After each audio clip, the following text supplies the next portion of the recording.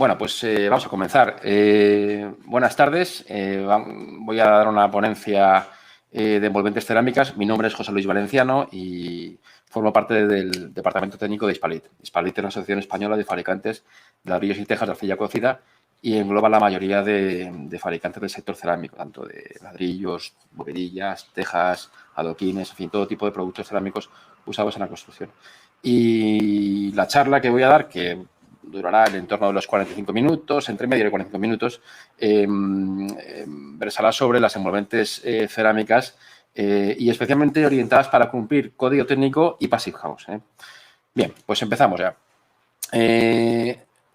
Ya sabéis que con los cambios normativos que han surgido, desde el código técnico que aparece en el año 2006, concretamente el documento básico de ahorro energético, que luego se reformó o reformuló en el 2013 y ahora se ha revisado en el 2019, en diciembre, pues las normativas, las exigencias térmicas han ido cada vez siendo más severas, más exigentes y, por lo tanto, pues los edificios pues tienen que atender más a sus envolventes, al aislamiento de esos paramentos, a minimizar en lo posible los puentes térmicos, a intentar que la vivienda, el edificio, bueno, la vivienda o el edificio, porque esto afecta a todo tipo de edificio, no solo residencial, el edificio sea lo más hermético posible.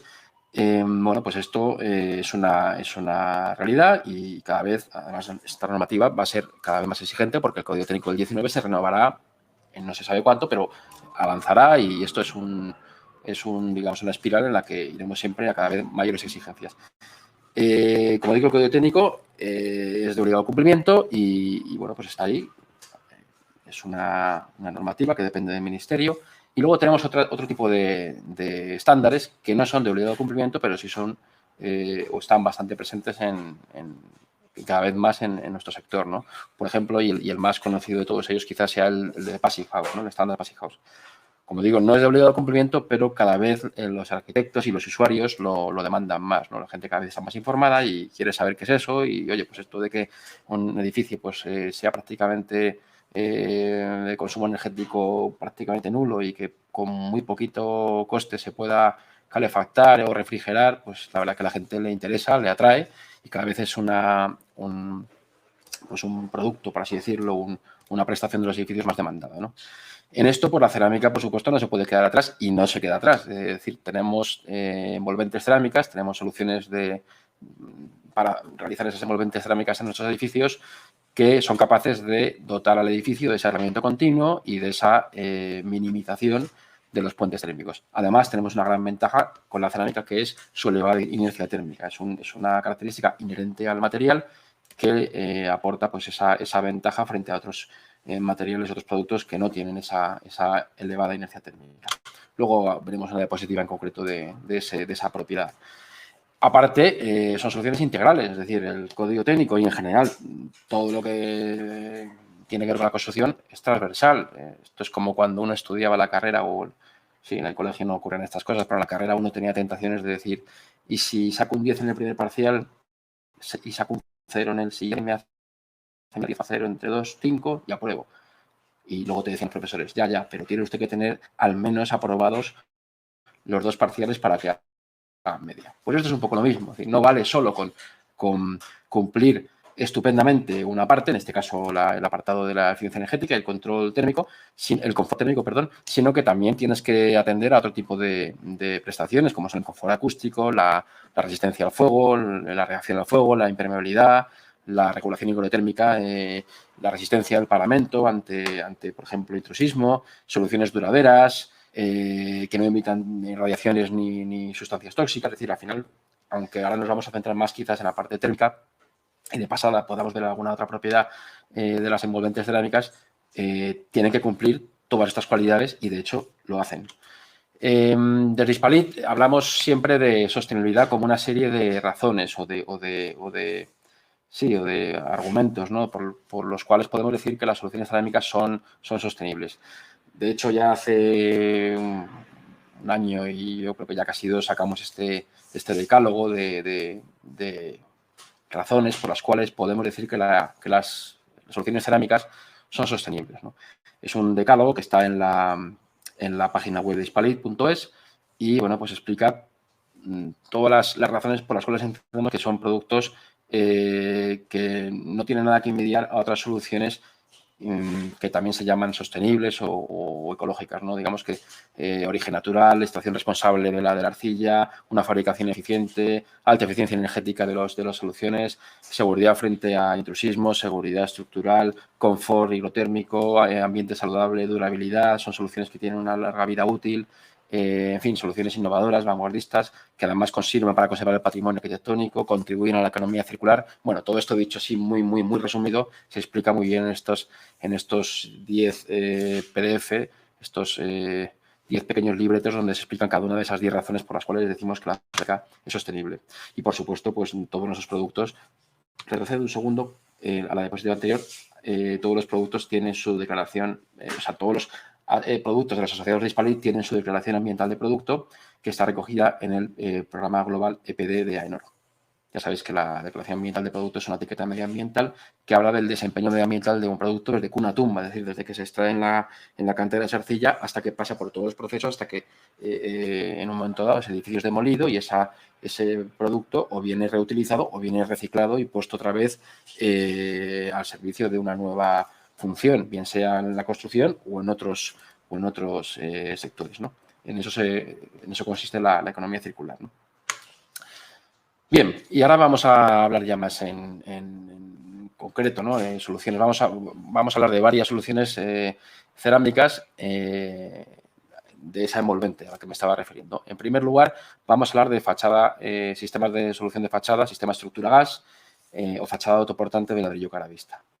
Bien, ¿qué queremos decir con una fachada autoportante de ladrillo cara vista o fachada estructura gas? Pues es un sistema, el sistema gas de la empresa Geohydrol. El sistema se llama Geohydrol Advanced System porque lo ha ideado Geohydrol y Estructura es la marca comercial que desde Hispalit damos a este tipo de fachada. De tal manera que en esa simbiosis, en esa sinergia de estructura gas, lo que queremos decir es que cualquier solución de ladrillo cara vista junto con el sistema constructivo gas que ahora mismo voy a explicar permiten la creación o la construcción, ejecución de ese tipo de fachadas, ¿no? ¿Y en qué consiste estas fachadas? Que veis aquí una axonométrica, una sección. Bueno, pues es una fachada que aparentemente, si tú la ves desde fuera, es una fachada convencional de ladrillo cara vista, donde bueno, pues no tienes, nada te daría la pista si no ves más que la fachada terminada, de que detrás hay lo que veis aquí en esta axonométrica, ¿no? Al final se trata de una fachada en la que la hoja principal de esas 2 hojas que configuran la fachada, la de ladrillo cara vista, la de medio pie de ladrillo cara vista, es pasante, pasa por delante, como veis, de los pilares de la fachada y los frentes de forjado, de tal manera que nos permite ver la fachada desde unos puntos de vista que antes no podíamos hacerlo con un sistema convencional. Desde el punto de vista de la estabilidad, es mucho más robusta en cuanto a estabilidad frente a acciones horizontales de viento. Desde el punto de vista del ahorro energético, pues es evidente, ya se ve aquí en el propio dibujo, en el propio detalle, cómo el aislamiento térmico es pasante, pasa por delante de los forjados, de tal manera que no tenemos ese problema inherente al sistema constructivo confinado en donde la fachada se veía interrumpida cuando atravesaba un forjado, de tal manera que el medio pie de cara vista se convertía en una plaqueta y, por supuesto, en ese punto no había aislamiento térmico. Esto producía unos puentes térmicos que ahora pues hay que minimizar porque con el nuevo código técnico y, desde luego, si queremos cumplir un estándar Passive House, no nos lo podemos permitir. Entonces, bueno, pues ese aislamiento térmico continuo le confiere un aislamiento mucho mayor y una minimización que luego veremos prácticamente a 0 o a 0,01 del puente térmico que se produce en esos forjados, ¿no? Para que esa fachada sea una realidad necesita una serie de elementos auxiliares que son estos que veis ahí, unas armaduras de tendel que se colocan pues cada cierta altura, pues más o menos cada medio metro, 60 centímetros. Bueno, eso depende del cálculo estructural, ¿no? Hay un cálculo estructural detrás que te dice cuánto tienes que poner de armadura, qué cuantía de armadura tienes que colocar para soportar los esfuerzos de tracción, porque esta fachada se comporta como una placa. Y por lo tanto, en una placa hay momentos, hay flexiones, perdón, en las dos direcciones, y eso implica que hay tracciones en las dos direcciones y compresiones en las dos direcciones.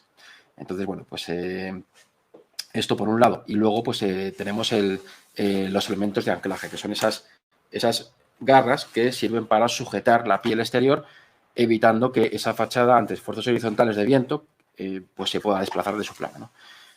Eso, digamos, serían los dos elementos principales junto con el ladrillo que configurarían el tipo de... Aquí veis un poquito más en grande pues los anclajes de retención, la armadura de tendel y además los ladrillos. Entonces, al final, cuando hablamos de estructura, como he dicho, estamos uniendo dos elementos. Por un lado, los ladrillos caravista de cualquier asociado de Hispalit, que como digo, son la mayoría de los fabricantes de ladrillo caravista del mercado, forman parte de Hispalit, y el sistema GAS, el sistema Geodrol Advanced System. Es una fachada, cuando decimos que es autoportante, quiere decir que gravita sobre sí misma. Claro, gravitar sobre sí misma no quiere decir que levite. O sea, las fachadas no levitan, no están suspendidas en el aire como si fuera un, no sé, un patinete de esos como el de Regreso al Futuro que se levantaba del suelo un palmo, ¿no? Las fachadas apoyan en algún punto. Es decir, esa carga tiene que ser depositada o bien en cimentación o bien en un forjado, bien sea el forjado de planta baja o un forjado intermedio. Eso es decisión del proyecto. Es decir, si queremos que la fachada arranque desde la cimentación, bueno, pues entonces sería el caso de este edificio. Ahora, en este edificio ocurre una cuestión, en esta foto que veis.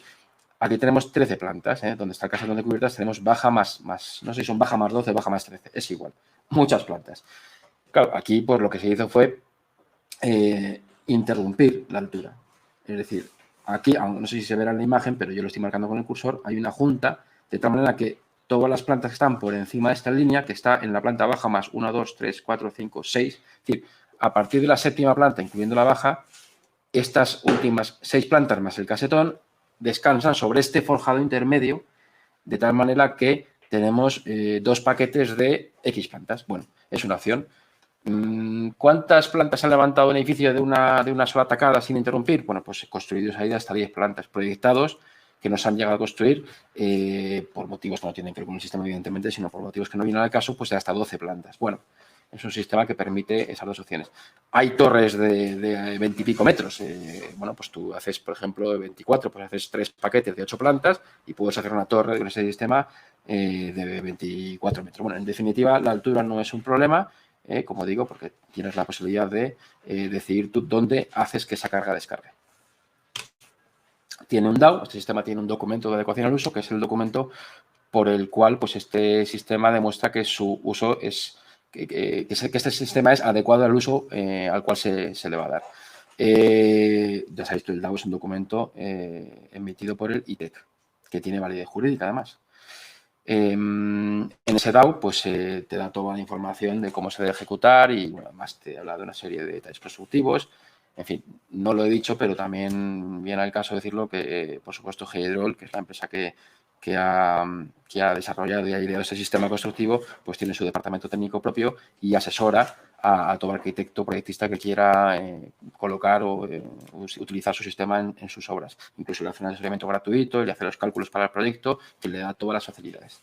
Bien, centrándonos en la parte térmica, ya lo he comentado antes, ¿no? El aislamiento térmico es continuo. Es decir, yo al ejecutar la fachada, lo que haría sería, si la hago de fuera adentro, que también se puede hacer de dentro a fuera, pero bueno, lo más habitual quizás sea hacerla de fuera adentro, ejecuto la fachada y antes de colocarle estos ladrillos de la vista, pues colocaría el aislamiento en los frentes de los forjados y en los frentes de los pilares. De tal manera que ya esa parte queda, ese puente térmico queda ya prácticamente anulado. Ya os digo que es el valor del puente térmico que queda una vez que yo coloque ese aislamiento es el puente térmico lineal, me estoy refiriendo, la transmitancia térmica lineal es del valor de la centésima o incluso milésima, es decir, estamos hablando de prácticamente despreciable. Bueno, y una vez que coloco este aislamiento térmico, pues ya levantaría la hoja exterior, colocaría mi aislamiento en los entrepaños y ya colocaría la hoja interior, ¿no? La ventaja de este sistema es que yo puedo jugar con el grosor del aislamiento térmico. Puedo jugar con un aislamiento térmico desde los 4 centímetros 5 que se ponían antes con el código técnico, antes del año 2013, a lo que ya pues ha ido evolucionando a espesores ya de 7, 8, 10, 12, 15 y hasta 20 centímetros si quiero, insisto, cumplir ya un estándar Passive House o estándares similares y quiero construir con ese sistema en países con climas mucho más fríos. Una imagen vale más que 1000 palabras, ¿no? Pues en este caso es una buena muestra de ello estas fotografías. Esto son dos termografías de dos edificios construidos en Madrid y las termografías se hicieron, obviamente, el mismo día a la misma hora.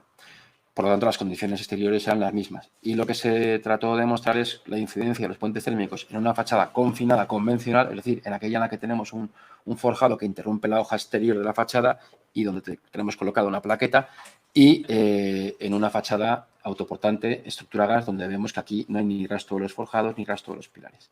Por lo tanto, la ausencia de puentes térmicos es una de las características más importantes de ese sistema. Hace no muchos meses, desde Hispalit, promocionamos la elaboración de un atlas, un atlas de puentes térmicos, en donde se pudiera mostrar la incidencia de los puentes térmicos de un sistema de estructura gas. Porque aunque nosotros digamos que térmicamente, y se ve, es evidente que el hecho de tener un aislamiento continuo pues tiene una serie de ventajas en el comportamiento energético del edificio, hay que valorar exactamente cuál es la incidencia de esos puentes térmicos, de esas térmicas lineales, por ejemplo, de la unión del forjado con una fachada, o por ejemplo las tramitaciones térmicas puntuales de esos anclajes, ¿no? Retrocedo para que no nos perdamos. Aquí, por ejemplo, alguien a lo mejor ha pensado, bueno, ¿y qué pasa en este punto donde yo he interrumpido? Ahí necesariamente, constructivamente, tengo que interrumpir el aislamiento en una zona muy pequeña, porque esto es un espacio prácticamente mínimo, pero la superficie que ocupa este anclaje, pero ahí se interrumpe el aislamiento térmico. Bueno, pues se han estudiado también en ese atlas térmico, en ese atlas de puentes térmicos, se han estudiado la incidencia de esos micropuentes térmicos, dejando el sistema como está o colocando, interponiendo entre el anclaje y el hormigón una lámina de caucho de unos pocos milímetros de grosor. Bien, pues todo eso, como digo, se estudia en el atlas de puentes térmicos, así como también se dan los valores del factor de temperatura de la superficie interior, que es lo que se usa para poder referenciarlo frente al aceptable y poder determinar si existe riesgo de condensaciones y de aparición de moho, ¿no? Es el parámetro que nos permite saber dónde estamos en ese aspecto, ¿no? Desde el punto de vista no solo del ahorro energético, del confort térmico, sino también de la salubridad, para evitar condensaciones superficiales, intersticiales, etc. Bien, esto sería un extracto de una de las tablas que aparecen en el atlas, ¿no? Para que veáis un poco cómo funciona y es bastante útil. Digamos que tenemos se ha hecho el estudio en base a 3 tipos de muros en función del grosor del aislamiento. Es decir, si el grosor que tenemos aquí entre la hoja exterior y la hoja interior del aislamiento térmico es de 20, de 15 o de 10 centímetros, ¿no? En función del valor que sea, pues tendremos unos u otros valores de puente térmico. Y además se dan 2 valores para medidas exteriores o para medidas interiores, según donde considero yo la superficie. Sabemos que el código técnico para el cálculo del puente térmico o de la transmitancia térmica lineal consideraría la superficie interior esta de aquí y esta de aquí, no considerando este tramo de fachada que ocupa el canto del forjado, mientras que en el estándar Passive House se consideraría toda la superficie exterior por aquí, con lo cual, bueno, pues según adoptes uno u otro sistema de cálculo, pues el valor de la tabla será uno u otro. Digamos que esto se ha pensado para que la gente pueda justificar en sus cálculos a cumplimiento del código técnico o a certificación de Passive House, puedan justificar sus envolventes. Y digamos que eso sería una de las tablas. Además, pues aquí veis que se ha justificado también a 3 tipos de forjado, ¿no? De canto 20, 25, 30. Y así podíamos ver hasta 8 familias de puentes térmicos, como digo, pues soluciones de esquina, el arranque de la fachada, bien sea en un forjado que esté en contacto con un local no calefactado o con el aire exterior, o que apoye en un terreno, ¿no? En un suelo en contacto con el terreno. En fin, se han estudiado el puente térmico de la fachada con la carpintería, en función de si poner la carpintería a haces exteriores, haces interiores o al medio. En fin, como digo, se han estudiado hasta 8 familias de puentes térmicos. Bien. Además, una cosa que no he comentado y que es muy importante, la fachada de estructura es una fachada que puede ser ventilada. Hasta ahora hemos hablado solo de fachadas autoportantes de ladrillo caravista, pero no he comentado que puede ser una fachada ventilada. Es tan sencillo como que ese hueco que hay entre la hoja interior cara de medio pie, es decir, la cara interior de la fábrica de medio pie y la cara exterior del trabosado cerámico, en este caso, por ejemplo, un ladrillo buco doble de 7, este espacio que hay, yo lo puedo rellenar completamente de aislamiento térmico o no. Puedo decidir dejar un espacio con cámara de aire. Por lo tanto, puede tener cámara de aire y además puedo decidir que sea una cámara estanca o sea ventilada. Si es ventilada, pues simplemente dejando unas aberturas en el arranque y la parte superior de la fachada, por efecto Venturi, se produce una circulación de aire y queda garantizada esa circulación. ¿Ventajas respecto a otros sistemas de fachada ventilada que existen en el mercado? Bueno, pues este clásico sistema en donde hace falta una subestructura metálica que soporta una serie de aplacados o paneles que, claro, no son estancos. Por lo tanto, desde el punto de vista de la estanqueidad de la fachada, pues no tienen tanto grado de impermeabilidad, ni bueno, tampoco habría que ver qué coste tienen, ¿no? Porque, claro, estas estructuras no suelen ser baratas y además requiere un tipo de maniobra muy especializada para colocarla, de tal manera que, bueno, pues eso también son soluciones que encarecen. Esta fachada de cara a vista, pues la coloca el mismo operario que lleva toda la vida colocando una fachada de cara a vista, desde que pasó de peón a oficial de segunda a primera y no tiene que cambiar nada, simplemente colocar las armaduras, pero el resto del trabajo es igual. Es decir, no hace falta una mano de obra especializada para colocar ese tipo de fachadas. Económicamente, pues son las más económicas del mercado porque el coste repercutido de los anclajes y las armaduras es mínimo y, sin embargo, la ventaja que aporta en cuanto a estética, durabilidad, calidad del material, prestaciones, ahorro energético, térmico, en fin, todo eso pues son enormes. Hablando de comportamiento acústico, claro, el hecho de interrumpir, de no interrumpir, perdón, la fachada, es decir, cuando el forjado no llega a penetrar dentro de la fachada, además de mejorar térmicamente, estamos evitando una unión rígida que existía antes en las fachadas confinadas, ¿no? Al no haber ninguna unión rígida entre este elemento, entre la hoja interior y la hoja exterior, mejoramos hasta en 3 decibelios el RATR, es decir, el aislamiento a ruido aéreo, a tráfico radio y ruido exterior. Además, por supuesto, se han ensayado estas soluciones para herramientas de ruido aéreo interior y son igual de buenas que lo eran para cumplir el DHR las soluciones confinadas. O sea que digamos que en lo que se refiere a ruido aéreo interior, igual de bien, y en ruido aéreo exterior las soluciones pues han mejorado hasta 3 decibelios.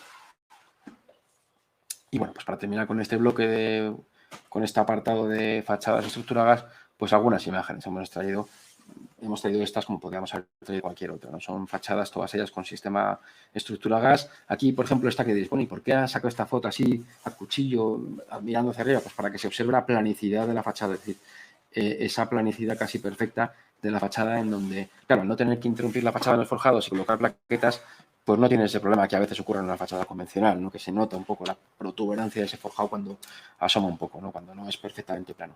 En fin, soluciones todas ellas perfectas, robustas y que cumplen todos los parabienes técnicos. Bueno, segundo bloque es de termoarcilla. Ya vamos a otra solución. La termoarcilla, claro, es muy conocida por todos los arquitectos y bueno, está muy extendida, ¿no? Es decir, no vamos ahora a presentar la termoarcilla, pero sí vamos a presentaros soluciones que quizás cuando surgió la termoarcilla no estaban ideadas, porque os acordáis que la termoarcilla surgió con la intención de poder proporcionar al edificio una envolvente térmica en una sola hoja. Claro, eso era con unos estándares o unas exigencias térmicas y unos estándares de calidad menores de los que hoy en día se exigen. Hoy en día no podríamos cumplir con una fachada de una hoja, aunque sea de termoarcilla, pero sí que ese aporte de inercia térmica y de aislamiento térmico que tiene una termoarcilla frente a otro tipo de piezas cerámicas, pues a una fachada, por ejemplo, como las que veis aquí de tipo SATE, pues aportan una gran mejora. Por ejemplo, aquí a la izquierda tenemos un SATE donde se usa una fachada de termoarcilla sobre la que luego colocas toda esa serie de capas de mortero, aislamientos térmicos, etcétera. También podemos colocar la solución alternativa, como puede ser alternativa al SATE, digo, de colocar unos paneles con un acabado de ladrillo cara vista. Entonces tú tienes un aislamiento donde lo que ves al final es una plaqueta de cara vista, lo cual, pues aquellos que quieran seguir manteniendo ese aspecto de cara vista, pero con la termoarcilla, pues tienen esta posibilidad. O para rehabilitar edificios. Esto es muy habitual en Madrid, por ejemplo, donde yo vivo y trabajo. En la ciudad de Madrid hay muchos edificios de los años 60, 70, con paredes de cara vista o de mortero, pero generalmente son de cara vista con medio pie. En el mejor de los casos un pie, pero en la mayoría de los casos medio pie.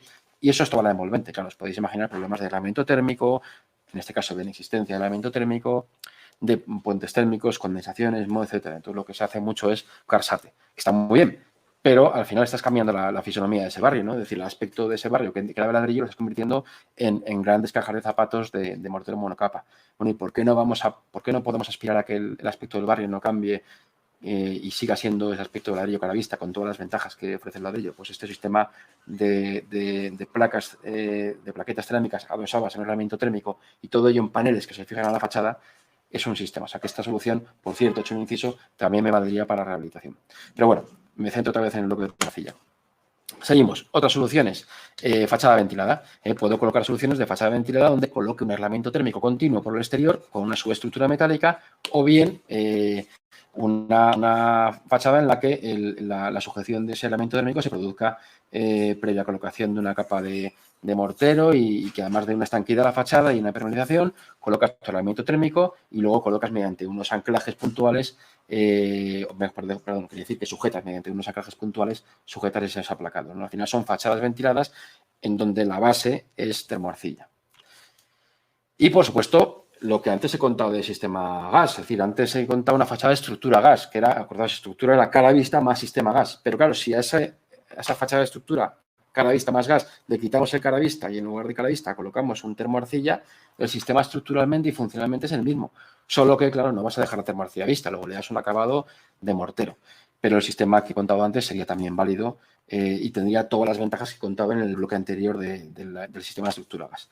Bien, bloque termoarcilla. Es un bloque que, como digo, es muy conocido, ya tiene mucha solera y ya pues todos sabemos que este bloque tiene una gran inercia térmica y además un comportamiento térmico muy bueno debido a la arcilla y a la geometría de esta pieza, ¿no? Que por eso tiene una geometría tan singular, ¿no? Crea pequeñas celdillas de pequeñitas cámaras de aire que repetidas, donde hay cambios de aire cerámica, entonces vas interponiendo barreras para que el calor le cueste mucho salir de tu edificio, ¿no? Bueno, pues eso lo teníamos ya, ¿no? Por lo tanto, con aislamiento térmico y además es una hoja pesada, con lo cual tiene un buen aislamiento acústico como elemento masivo, elevada resistencia térmica, resistencia al fuego, un coste reducido de puesta en obra, fácil y rápido de ejecutar. Bien, sirve como muro de carga. Y bueno, pues sirven para, no sé si antes esta diapositiva, bueno, esa se ha quedado vacía por error. Disculpad. Bueno, como digo, sirven para todo tipo de edificio, tanto para edificios públicos como edificios, públicos, museos, oficinas, etcétera, como uso residencial, multifamiliar o unifamiliar, y para todo tipo de muros, tipo muros de carga, muros de cerramiento, etcétera. Bueno, novedades en lo que a termoarcilla se refiere. Tenemos la tradicional, como he dicho, ya la conocemos, con su geometría muy, muy particular. Y luego tenemos como opción pues, las nuevas geometrías que se han desarrollado y es lo que vemos, o los fabricantes de termoarcilla han dado en llamar la termoarcilla Eco. Tenemos ahora mismo en el mercado dos termoarcillas Eco, la Eco 1 y la Eco 3. Son, como veis, son piezas con una geometría algo diferente y esa geometría se ha hecho así precisamente para buscar todavía un mejor comportamiento térmico de la pieza y, por tanto, del muro en el que esa pieza está colocada. Fijaos, aquí hemos reducido de 7 a 6 el número de tabiquillos verticales, en este caso, y aquí en este caso incluso hemos interrumpido completamente esos tabiquillos verticales porque con esas celdas en forma de romboide pues se consigue todavía mejorar más el aislamiento térmico. Aquí veis dos termografías y donde se ve que prácticamente la transmisión mayor se produce en la unión entre dos piezas, claro, que sabéis además que es una unión machembrada en donde va una encajada con la otra y en esa unión vertical, en esa llaga vertical no hay colocación de mortero, solo se coloca mortero en el tendel, en la parte horizontal. Bien, hay diferentes opciones. Tenemos opción de colocar una junta de mortero continua si las exigencias térmicas son menores o es un muro que no separa, por ejemplo, si es una pared que no separa dos, o mejor dicho, que separa dos locales que están calefactados, pues no tiene un requisito térmico grande. Pero si ya es una pared que forma la envolvente, pues quizá lo recomendable sería, bueno, quizás no, lo recomendable sería colocar o interrumpir de alguna manera esa transmitancia que se produciría a través del mortero. O bien mediante una camarita de aire, es decir, interrumpir la colocación de ese mortero o incluso colocando algún elemento de aislamiento térmico como puede ser un poliuretano flexible o materiales también equivalentes de aislamiento térmico y que interrumpan todavía más esa transmitancia. O incluso podemos irnos al caso de una junta fina, es decir, una junta fina de mortero cola. Claro, yo puedo colocar una junta fina de mortero cola si la planicidad de este bloque es mayor de la habitual. Y para eso hacen falta los bloques rectificados. Es decir, esta junta de mortero cola, junta delgada o junta fina, solo se puede colocar, que estamos hablando de unos poquitos milímetros de grosor, solo se puede colocar cuando la termoarcilla es rectificada. Y además podemos usar morteros convencionales o morteros aislantes, además de, como ya he comentado, el mortero cola para junta delgada en termoarcilla eco-rectificada. Eso es una gráfica en la que, bueno, pues se puede ver en función del tipo de montaje y del tipo de pieza, aquí veis desde las tradicionales, luego las Eco 1 y luego las Eco 3, pues cómo va mejorando el comportamiento térmico en función de si vamos poniendo una que sea, es decir, las Eco son mejores que la de termoarcilla tradicional. Aquí se ve la resistencia térmica de la fábrica de termoarcilla hecha con cada uno de los bloques, y además pues tenemos la opción de comprobar qué pasa si ponemos junta fina. Veremos que con junta fina de repente pega un salto cualitativo importante, es decir, la resistencia térmica mejora muchísimo, ¿no? Bueno, pues como digo, a modo de ejemplo, para que veamos cómo influye, de qué manera influye, qué tipo de mortero utilizamos y qué tipo de pieza, y si eso no es rectificada o si eso no una pieza eco o es una pieza tradicional. Insisto, siempre partiendo de la base de que la termoarcilla tradicional es una buena pieza, pero esto es para mejorar. Siempre buscamos la excelencia, ¿no? Porque es lo que se debe hacer, cada vez buscar mejorar. Puede ocurrir que cuando estemos en el estudio decidamos hacer el proyecto con termoarcilla, no sepamos cuál es la opción mejor de fachada con termoarcilla o la que más nos conviene para nuestro proyecto, para nuestra zona climática, o incluso podemos tener dudas de decir, bueno, yo tengo claro cuál es la fachada, pero no sé cuál es el fabricante más razonable. Hombre, pues a lo mejor me interesa uno que está en el otro extremo de España, pues oye, pues el transporte evidentemente pues tendrá un coste, pero a lo mejor me interesa decir, oye, pues por el tema de reducir la huella de carbono y el transporte de fábrica a obra, si al menos posible, voy a tratar de coger una fábrica que esté lo más cerca posible a la obra y además el coste económico será menor. Bueno, pues todas esas dudas que te pueden asaltar a la hora de proyectar, las tenemos o tratamos de que las poder resolver de forma muy sencilla con el buscador de soluciones termoarcilla. Es un buscador que está en la página nuestra, en la de termoarcilla.com, en donde vosotros introducís una serie de datos, es decir, le pedís al programa lo que necesitáis y él os criba y os da un listado de soluciones que cumplen con vuestros requisitos.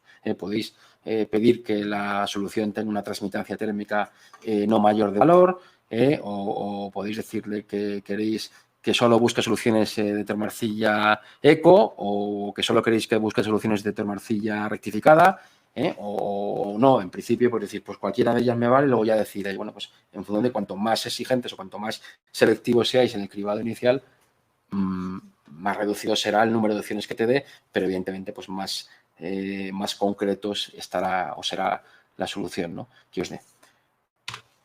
Esto es lo que os comentaba antes de la inercia térmica, ¿no? Es decir, esto es una gráfica donde se ve la temperatura del aire exterior y qué ocurre cuando el material tiene una baja inercia térmica o una elevada en naranja inercia térmica. En definitiva, lo que mide la inercia térmica fundamentalmente es la capacidad de ese material de absorber el calor y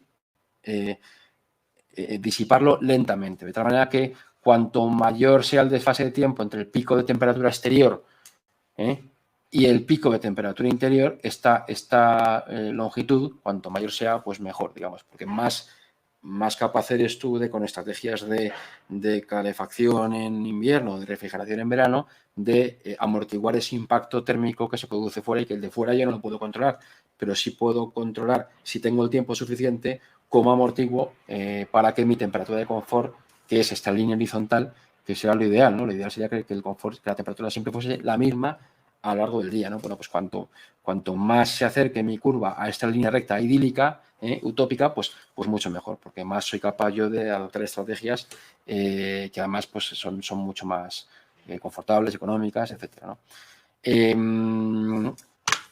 Y bueno, pues para terminar con el bloque de termoarcilla, pues enseñaros algunas obras hechas con bloque de termoarcilla. Por ejemplo, es una biblioteca hecha con termoarcilla y además cumple estándar Passive House. Aquí veis por dentro. He hablado de confort térmico, acústico. Bueno, esto es un acto de fe, pero yo veo las fotos y digo, oye, no me importaría estar ahí ahora mismo tomándome un café o estudiándome una posición si fuera el caso, o un examen de lo que sea, ¿no? O cualquier cosa que me estuviera estudiando o aquí sentado leyendo. Es decir, son espacios que además de ser confortables y térmicamente equilibrados y confort acústico, etc., pues además, si son espacios luminosos y agradables, pues mucho mejor. Edificios, por supuesto, atractivos. Muchas veces se dice que la cerámica no sirve para hacer obra vanguardista, que prácticamente que el ladrillo y la teja, dicho un poco con tono peyorativo y despectivo, que el ladrillo y la teja pues se quedan prácticamente para hacer edificios pues eso, de convencionales. Y no, el ladrillo, la termocía, la teja, la bovedilla cerámica, la adoquín, en fin, los productos cerámicos sirven perfectamente para hacer edificios singulares o edificios convencionales. Eso depende del arquitecto, no del producto, no del material. Mira, aquí veis una vivienda unifamiliar hecha con termorcilla, un centro sanitario residencial, un edificio de oficinas, por cierto, Passive House, otro edificio de oficinas, también Passive House.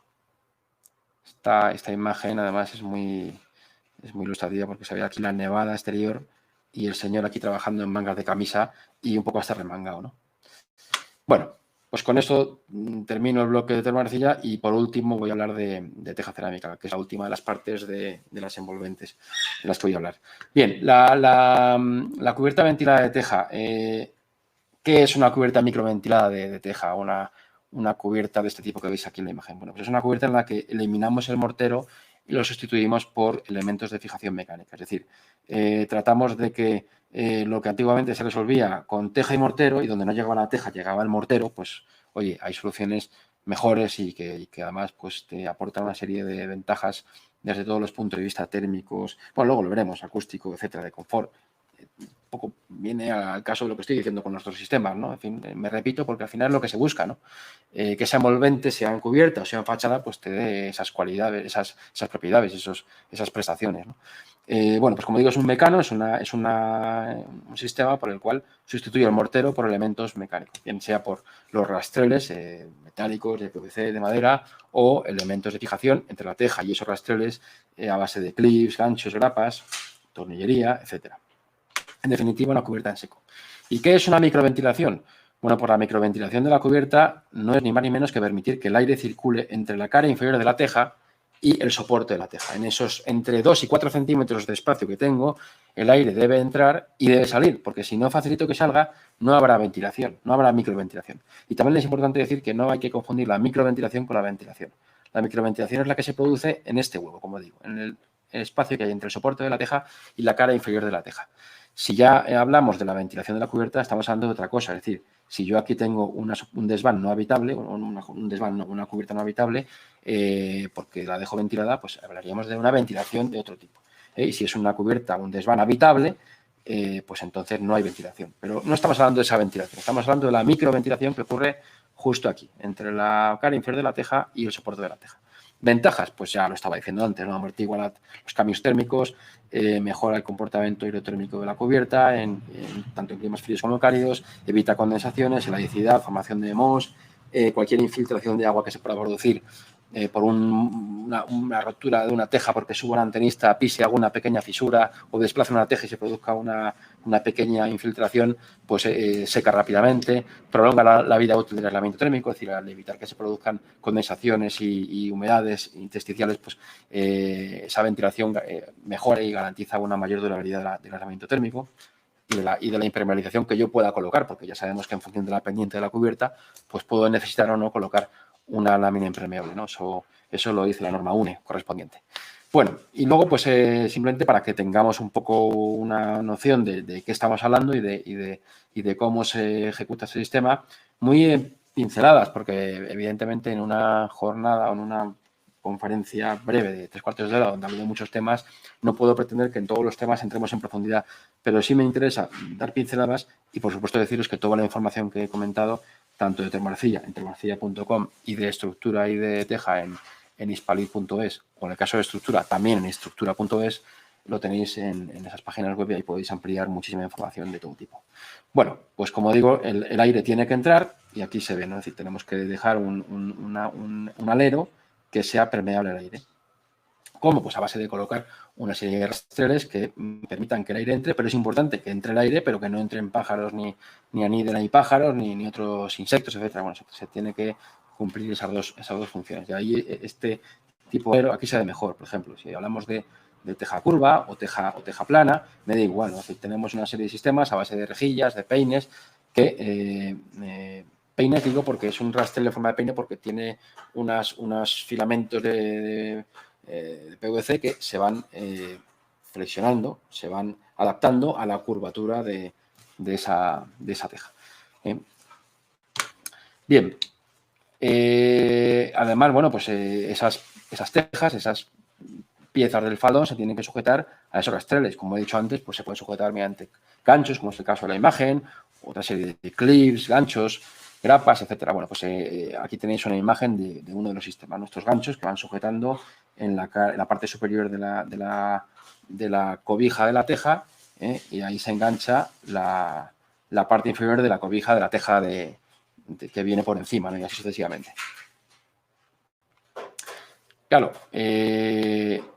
tenemos que permitir, como he dicho antes, que el aire entre, pero también tenemos que permitir que salga.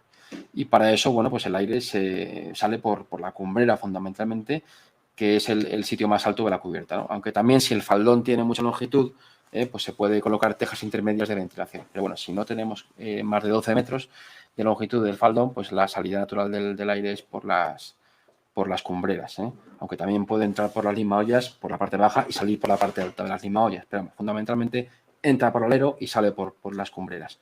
La solución de las cumbreras es mediante la colocación de un rastrel que tiene que estar elevado. Es decir, se eleva mediante, por ejemplo, este es uno de los sistemas que hay, un soporte de caballete en el cual yo coloco el rastrel, en este caso un rastrel de madera, y una vez colocado el rastrel debo colocar una pieza, esta que veis aquí, una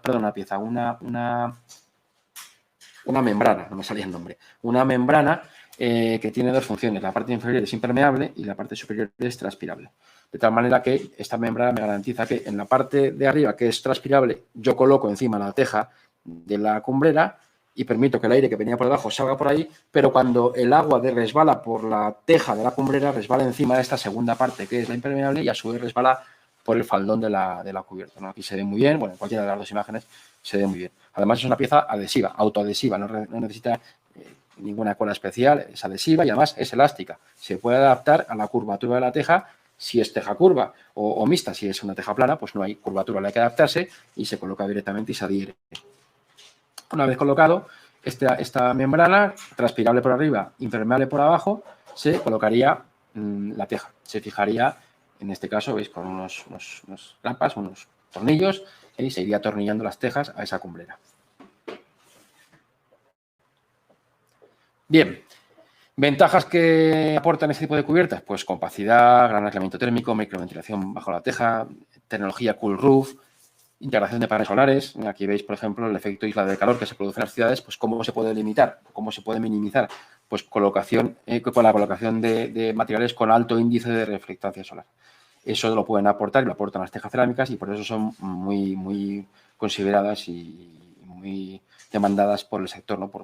Y además esto es bueno desde el punto de vista de que mejoras el entorno que te rodea, ¿no? Porque al final todos hemos comprobado ese efecto isla de calor que se produce cuando entras en una gran ciudad, ¿no? Y sube la temperatura hasta 3 grados, ¿no? Y en gran parte es por ese calor que emana del material, en este caso también de los edificios, de las cubiertas, ¿no? Que durante el día reciben mucho calor y luego, pues, digamos que ese calor, si se emana durante la noche, pues genera esa isla de calor. Bueno, pues la capacidad que tienen estas cubiertas con alto índice de reflectancia solar es la de reflejar una gran cantidad de energía y, por lo tanto, minimizan en gran medida ese efecto negativo, ¿no? de la isla de calor. Posibilidad de, oye, pues en un entorno rural, como es esta vivienda, esa cubierta que al recoger el agua, pues como la teja no emite ningún tipo de sustancia tóxica ni genera ningún daño al agua, pues ese agua luego se puede reutilizar, no para el consumo humano, pero sí para el consumo animal, si tienes una granja, si tienes animales o para riego de la propia finca, bueno, pues es un factor a tener en cuenta. El tema de las patologías, ¿no? Bueno, pues todas las cubiertas pueden tener patología, pero la realidad es que el porcentaje de patologías en cubierta inclinada respecto a cubierta plana es mucho menor en en cubierta inclinada, ¿no? Es decir, solo una de cada 4 cubierta inclinada, o lo que es lo mismo, 3 de cada 4 patologías que se producen en cubierta se producen en cubierta plana y una de cada 4 en cubierta inclinada. Claro, al final la cubierta plana se puede resolver, evidentemente, perfectamente, pero hay puntos singulares que hay que resolver. Encuentros con zoom de ventilación, con patinillos, con elementos de instalaciones o ventilación, con petos, en fin, puntos singulares que si no se resuelven bien o no se mantienen bien, cosa que no ocurre muy habitualmente porque el mantenimiento de los sumideros, por ejemplo, en muchos edificios, la mayoría es nulo, no se mantienen con la frecuencia deseable y por lo tanto generan problemas. Bueno, pues esto en una cubierta inclinada no ocurriría y por lo tanto el mantenimiento es mucho menos frecuente y las patologías menores. Y además, en cuanto a diseño, pues son cubiertas que se pueden integrar con cualquier tipo de o sea, la cubierta inclinada se puede integrar con cualquier tipo de cubierta plana, terraza, y además es muy fácil integrar paneles fotovoltaicos o paneles de agua caliente sanitaria, de energía solar para agua caliente sanitaria y, por supuesto, pues sin renunciar, como antes he dicho con la temarcilla, al diseño, la modernidad, la expresividad. Y se pueden hacer fachadas de ladrillo, fachadas de cubierta de teja, fachadas de temarcilla y ser edificios perfectamente vanguardistas y modernos y atractivos. Eso depende del proyecto, insisto, del arquitecto que lo haya proyectado y no del material.